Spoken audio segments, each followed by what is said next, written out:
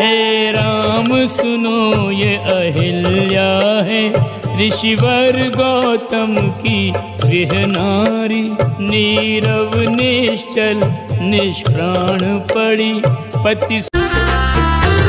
मेरी चौखट पे चल के आज चारों धाम आए हैं। बजाओ ढोल स्वागत में मेरे